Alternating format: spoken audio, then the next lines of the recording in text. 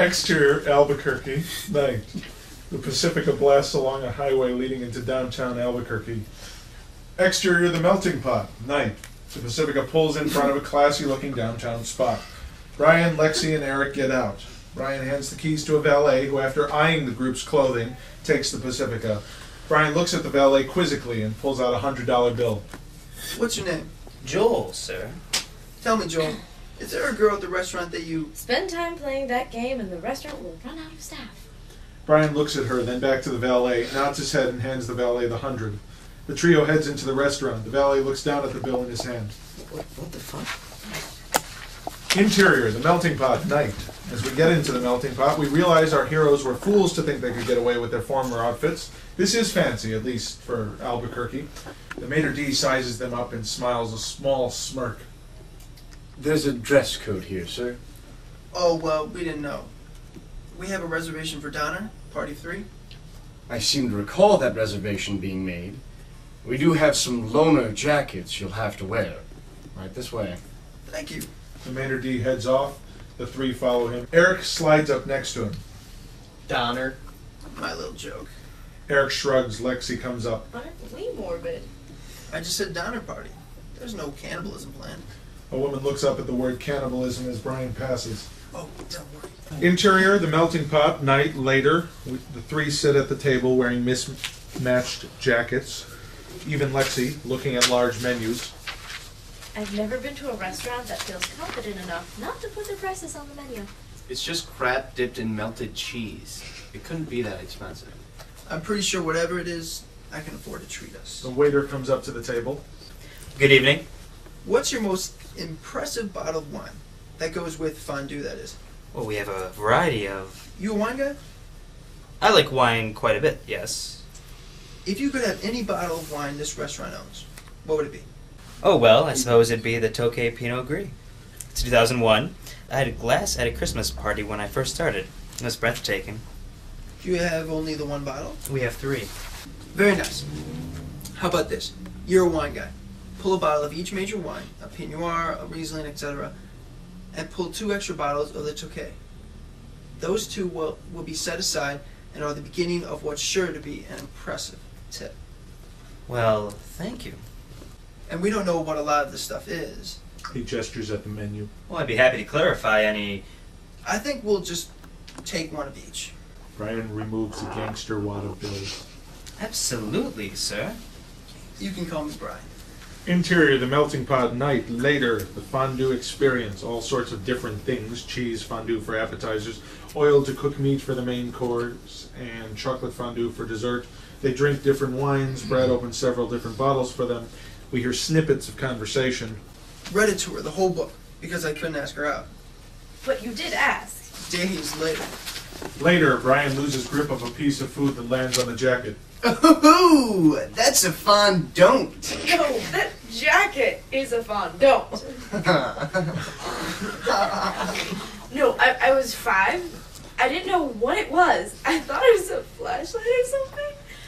But then I figured out how to turn it on, and my sister heard it. Later, they're getting drunker. But all I wanted was $1 because the damn machine. The damn machine! Damn machine! The damn machine! Later, a bit drunker. I'm trying. You took your sweet time. Not just then. I've been single for months, Brian. I hadn't been properly informed. Later, there have been a few more fondants. When you decided to have your own day off, the day before Senior Ditch Day, It was a good idea. the administration expected us to ditch the next day. The clips speed up a bit. Our friends laugh. Now, on to dessert. And I can recommend an excellent Riesling to go along with... Brad stops when he notices Brian turn away slowly and stare blank towards the table. Brian? Lexi and Eric, who are having their own conversation and laughing, glance over. Brian goes into a seizure. He falls off the chair. Brad catches him and lays him on the floor. Oh my God, Eric, give me your wallet. She rushes over. Eric hands her his wallet and she sticks it into Brian's mouth to keep him from swallowing his tongue. Brad rushes off. I'll call the hospital. Exterior, the melting pot, night. An ambulance pulls up in front of the melting pot. The EMTs bring Brian out on a stretcher. Lexi, Eric, and Brad follow. I'm going with them. You bring the car. Okay. The ambulance speeds off. I'm so sorry. Brian is sick. There's no need to apologize, really. Eric looks down at his hands. He holds 2 wallets. He puts his in his pocket and opens the other one, finding more hundreds than he can easily count. He pulls out a wad of them that has to total at least 1,500. This make is good? More than. Go take care of your friend. Interior hospital room, day. Much like the last time Brian woke up in a hospital. He looks sicker here now, for the first time, like he's really dying. He stirs a bit. Dr. Aaron Kleinkoff moves to his bed and sits down. Am I okay? The seizure was mild and seems to have no lasting effect. Brian nods. Brian, I'm going to tell you some things now that are going to be upsetting. Would you like to have anyone here with you, your girlfriend? She's not my girlfriend. Okay. Just tell me. Your tumor is growing at an alarming rate. Comparison between the MRI we took and your last one with Dr. Adams in Los Angeles suggests that it has more than doubled its speed. Brian glazes over a bit, nodding. It's nudging into your parietal lobe right now. Have you noticed any inability to locate words for writing, problems reading? I think other reasons have caused my problems with writing. All right. Brian, frankly, I'm surprised you're functioning at all at this point. With the tumor pushing against your brain where it is, I'd expect you to be incapacitated. Dr. Adams told me that when he saw you last week, he gave you 3 weeks. Yes. I would like to admit you to our facility so we can care for you properly. How long? With proper care, it's possible that we can extend. How long? It could be any time. I would be very surprised if it's more than a week. Color drains out of Brian's face. That is, with our care. No. Brian, you have. No time left. We can make this as comfortable for you as possible. Brian slowly gets up, very achy. There's little in the world that I'd like to do less than die hooked up to those machines. You can't save me. It won't let me live. Exterior hospital hallway, day. Brian walks out of the hospital room, hastily dressed. He looks down the hall and sees Lexi and Eric sleeping silently in the distance. They don't notice him. He glances the other way and sees a sign that says chapel. Interior hospital chapel, day. The chapel is empty and quiet. Brian walks forward purposefully and addresses the crucifix hanging above the altar. It's not fair. I had plans. An older priest enters the chapel, watching Brian. You didn't give me a chance to do anything with my life. Am I being punished? The priest puts his hand on Brian's shoulder and sits in a pew. Brian jumps and looks at Father McNulty. No, Or what? you're not being punished. It's not his way. Father McNulty smiles warmly at Brian. Can I help you, son? Unless you can remove an inoperable brain tumor, no. Otherwise, I'd say it's a little out of your league, Father. How long does your friend have? They're surprised he's still alive. I'm so sorry. I could talk to him if you'd like. Brian stares at him for a moment. You already are. Father McNulty's eyes widen. He nods. So you feel God's punishing you for something you've done? I can't say. Why don't you ask him for me? Everything has a purpose, though we sometimes can't see it. Oh, gee, now I understand. Let me tell you something.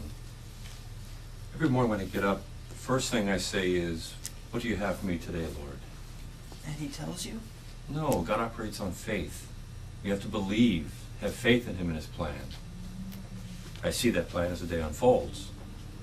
Every night I pray that with my free will, I've made the right decisions. Does that offer you comfort? Yes. When it's my time, where he decides to take me home, and I know he intends I do something different for him. I'm not ready. Very few are. Enough with the McWisdom. I didn't even make it at 25. It's a bullshit plan. Father McNulty takes a deep breath, clearly unsure how he should proceed. And I suppose it's his will and his plan to kill off my family? My older brother died of the flu when he was 18. Who dies of the flu, Father? My father became the world's champion alcoholic. 2 weeks later, my cousin Annabelle was killed by a drunk driver. Things happen that we don't understand. And we don't get over much of them. I didn't always wear this collar. When I was a young man, I was married. My young wife was taken from me. But when I thought I couldn't go on, I found comfort here with him. It was even harder. My wife had been ill, but she recovered. Made it through every one of the tests with flying colors. She beat all the odds. And she walked into the wrong alley and she was taken. When she died, I ran through it in my head. What should I have said to her before? What could I have done? Should I have kept her home? Most deaths are instant. You can only look at them in retrospect. Think about her every day, but then I have to put it aside, because if I didn't, I'd be right back where I was with Diana, wondering what I could have done, should have done. Brian begins to cry. Father McNulty puts his arm around her.